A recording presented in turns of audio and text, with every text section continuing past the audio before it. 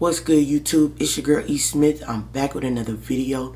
Look, I want to give a big shout out to my Mellow Clan family. You guys are showing out lately. I love you guys so much.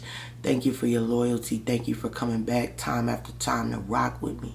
If you're new to the channel, thank you for clicking on this video. Welcome to Mellow Talk. This is a safe space I created for us to come and discuss various viewpoints, opinions, and perspectives regarding true crime stories, alright? Now, I want to thank you all for being here, because fact of the matter is, you could be anywhere in the world, but you right here chopping it up with me, and I'm so digging that, alright? So go ahead, take this time, give this video a thumbs up, like this video, okay? Also, subscribe. We are on the road to 1K subscribers. We're almost at 100. We're growing nicely. Thank you guys so much. Tell somebody, share this video. Make sure you subscribe. Make sure they subscribe. You feel me? Also, hit the notification bell so that way when I drop new content, you'll be the first to get it. Now, there's only one rule to this channel. That rule is, as we discuss our various viewpoints and opinions, that we do so with respect. I do not want my platform to be one that we come to spew hate to one another. This is a no-hate zone, okay? Now, before we get into today's story, I do want to let you guys know that everything that I post on this channel is for educational purposes only. This is research that I've done on my own, online, and compiled it in a video to share with you guys for entertainment. I hope you enjoy it. Now, I want to go ahead and bring awareness to a story that did not get much news coverage, but it's kind of getting some now for the young man Jelani Day, okay? Jelani Day actually went missing by his people a little bit before Gabby Petito actually went missing. But Gabby Petito's story covered every news and media outlet, and Jelani Day's did not get much attention, so I want to bring some awareness to that, okay? Now let's get into it. Jelani Day was originally from Danville, Illinois, residing in Bloomington. He was the second youngest of his two brothers and two sisters. He had a mom named Carmen Day who loved him dearly. From 2014 to 2015, Jelani was a track and field athlete at Alabama A&M. In 2018, he graduated from Alabama A&M with a bachelor's degree in speech pathology. This year, he started his first semester in graduate school in the Communications Science and Disorders Department at Illinois State University. Jelani was a very handsome young man. He stood about 6'2", weighed 180 pounds, alright? He was described as athletic, smart, and driven. He was also described as a mama's boy, okay? He always called and checked on his mom. He loved his mom to death, okay? And mom and him actually had a little inside joke amongst each other where she referred to him as her bill collector. Now, if you know, you know. Bill collectors call, okay? And they don't miss. So Jelani was the same way about his mom. His calls were never lacking. He was very much so a family man. Now, it's said that Jelani's father has cancer, all right? And Jelani would always go to the hospital and sit with him, talk with him, encourage him, pray with him. He was just an all-around dope individual, dope kid to have, okay? He was also the only match for a bone marrow transplant that his dad would need, and he had every intention on being the bone marrow donor for his dad. Now, as if you don't know, donating bone marrow is not an easy process. It's painful and it's a rough process, and the fact that he would do that for his dad just goes to show what type of person he was. On Monday, August 23rd, Jelani called, texted, and talked to his mom as usual. Okay, he went to classes as normal. Okay, after class, he called and talked and checked on his mom again. Okay, he also had a text conversation with one of his professors about a one-on-one meeting that they were going to have the next day to go over some things. The next day, on Tuesday, August 24th, he went to school, and he is shown to be logged into a computer at around 6:50 a.m. taking some notes. Okay, and around 7:20 a.m. he is captured on camera in this outfit, okay, going into one of the shops, purchasing some Starbucks coffee, and then he left. All right? Now here are some words from his professor.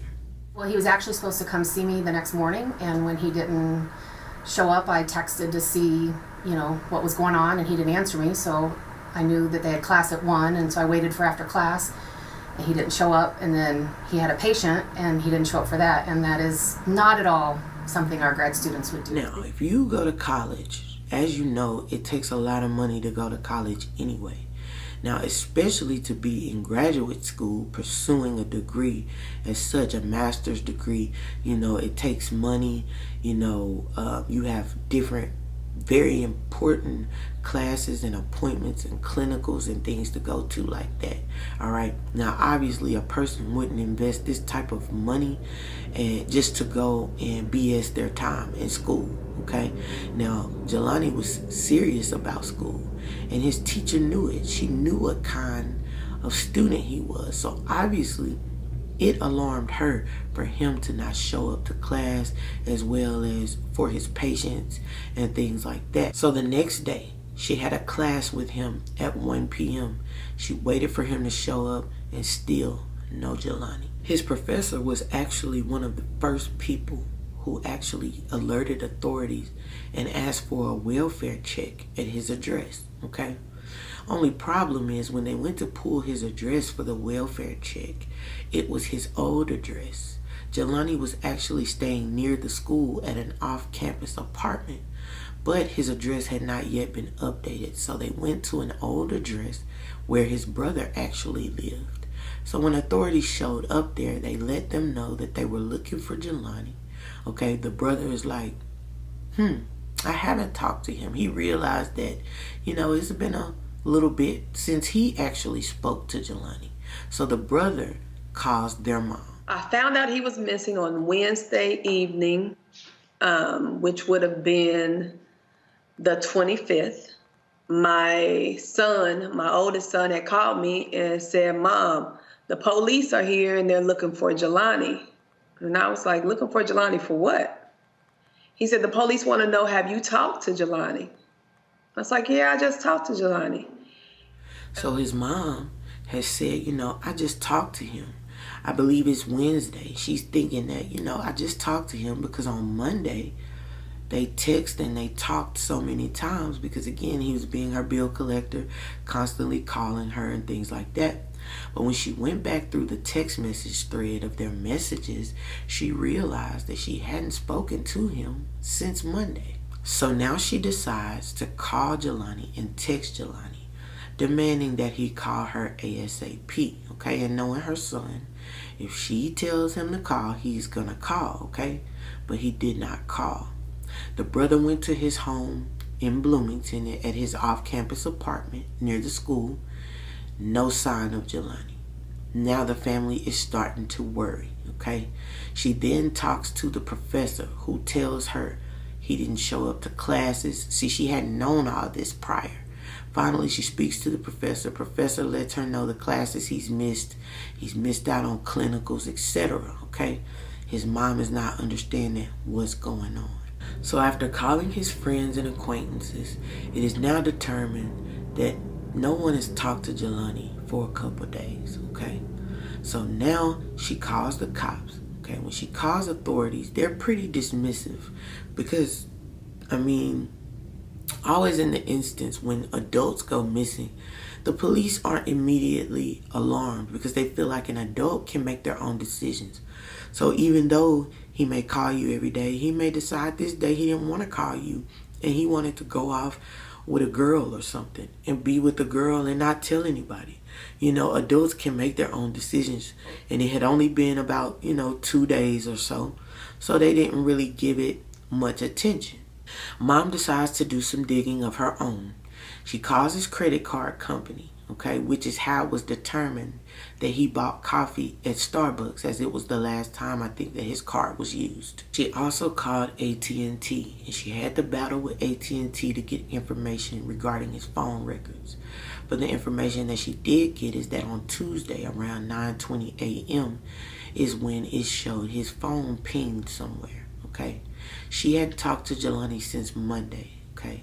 His phone pings on Tuesday. It is now Wednesday. Why hasn't his phone pinged anywhere else? The search is still on with his family. Everyone is worried sick about him, okay? Then on 8/26, in a wooded area, a white Chrysler 300 that his grandfather gave him was found in Peru, Illinois, which was over an hour away, okay? This caused further alarm to his mom because, according to her, he had no reason to be in Peru and doesn't know anyone there. On August 31st, there was some security camera footage of him going into a dispensary, okay? This was about 2 hours later on that Tuesday that he was spotted going to buy the Starbucks coffee, okay? This was also the last place that his phone pinged, okay, at this dispensary. It shows him walking inside, it shows him being inside, and he kind of looks up at the camera there. Now, when he leaves, this is the last known sighting of him alive. More time passes, and on September 2nd, a wallet was turned in that belonged to Jelani that someone claims that they saw a man drop, okay? Now, this was found in a totally different area than where his car was. September 4th, it is reported that there is a body found floating in the Illinois River. His mom is now desperate to know if that is her son, and she needs some answers. Authorities again are kind of brushing this off, okay? They told her that the body was too badly decomposed and that it would take some time to be able to identify it, okay? So she went ahead and decided to be proactive. Let me go get his dental records pulled. Let me go get some DNA. Whatever I can get to speed up the process. I need to know if this is my son or where my son is. Later, the body found in the river was identified positively as Jelani Day's body. It is said that the body was completely naked, and everything that was found, the wallet, the car, the body, were all in different places, okay? Nothing was together. There were some clothes that he had on at school that were in his car. Other than that, everything else was in a different area. Who would want Jelani dead? Who would want to hurt him? Jelani's mom felt as if authorities were pretty much insinuating that this was something he may have done to himself. Like it was, like as if, and suicide is one thing, okay? But you mean to tell me he went and threw his wallet over here and then he said, oh, okay, I'll go and just pull into this wooded area and leave my car here, and then I'll walk somewhere and jump in the Illinois River to do this to myself. It just doesn't seem right. Besides, he had plans on being a doctor. He had plans on doing a bone marrow transplant for his dad who had cancer, okay? I can't see a person with these type of future plans doing this to themselves, okay? His mom said he was happy. He was not depressed. He was not suicidal or anything like that. I feel so bad for his mom because she's been suffering throughout this whole process. I mean, think about it.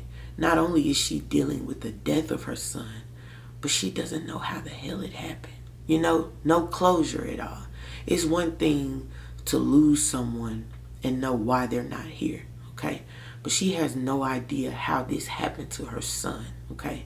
And then to just see the manner in which he was found, it's just like, what happened, So she can't rest, I'm sure. The family can't rest. They can't be comfortable, So not only was he found in the river 10 days after he was reported missing, it was almost a month later before they were even able to positively identify him and tell her that it was her son that they found. And fortunately, the news and the media is how information gets out to the public most effectively, okay? When it comes to certain people, for instance, Gabby Petito, her story overshadowed everything. It was everywhere. There's nowhere that you didn't hear about her. And in the midst of her being looked for, he's missing. And it's crickets in the media about his disappearance. Okay? But anyway, she's found her son, identified him. Then she has to wait to to see his body. Now, it was said that the reason it took a while to identify him was because of the amount of time that he was in the water, okay? But after the family had to have a second autopsy performed, it came back that his vital organs were missing, okay? Now, of course, the media went crazy. Everybody thought it was a case of OH. And if you know, you know, okay? I'm not going to say too much else about that, but if you know what I'm saying, you know what I'm saying, okay? Now, it's reported that the mom said there were none missing, that the reason they were reported missing is because they were totally liquefied, okay? But it said that, and before I even say this stuff, you know, if it triggers you in any negative type of way, I'm going to give you this time to click off of this video now. Sit the rest of this one out, and I'll see you the next video, okay? But the way that it was reported that he was found is with no eyeballs. Apparently, his jawbone was sawed out. They said he had no liver, no spleen, no brain. Now, it is insinuated that animals did this to him. Now, I mean, I know animals can get a hold to a corpse and destroy it and do things to it, but no brain? That's weird to me. Did someone, one of his doctor friends, did somebody perform surgery on him or something? Did somebody take his brain? Did you guys want to research his brain and see why he was so smart? What in the world is going on? If I was his mom, I don't know. I don't know. I'm not a parent, okay? But any one of my loved ones, I just can't imagine having to deal and endure what she's enduring right now, okay? Keep this family in your prayers, guys. What do you think happened to him? Because obviously he was murdered. I do not believe that this was something he did to himself. I do not believe that he was in a river and animals took out his brain and eyeballs. Now, eyeballs maybe, okay? But took out his brain and sawed out his jawbone. I don't think animals did that. I don't know what to think of this, you know? Do you think it's a case of the OH? If you know what that is, apparently the mom said that it's not. I want to reiterate that again. The mom said that it's not a case of OH and that we just want to deal with facts. We don't want to start going with a bunch of theories and conspiracies, okay? He was in water. But something about this just ain't right, okay? Let me know how you guys feel about this. Please share this video. We need to bring awareness, justice for Jelani Day. I hope that he gets the justice he deserves. I love y'all. Thank y'all for coming back. I want to thank y'all so much for being here, because the fact of the matter is you could be anywhere in the world, but you right here chopping it up with me. I'm digging that. Make sure you guys like, subscribe, and bring your butts back. Love y'all. Peace. Look, I cannot see another black man die. No, it's hard enough seeing so many black moms cry. Desensitized, no Melly, but we got murder on our mind. You know it tends to hit different, seeing it time after time. And this ain't a joke, this ain't no internet thrill. Karen been around, how you think Emmett Till got killed? It's time out for the fake news, time to give you the real. And I don't care how you feel, I'ma make you swallow that pill, cause it makes me wanna holler the way they do my life. Yeah, I swear it makes me wanna holler the way they do my life. Give it to them, 88.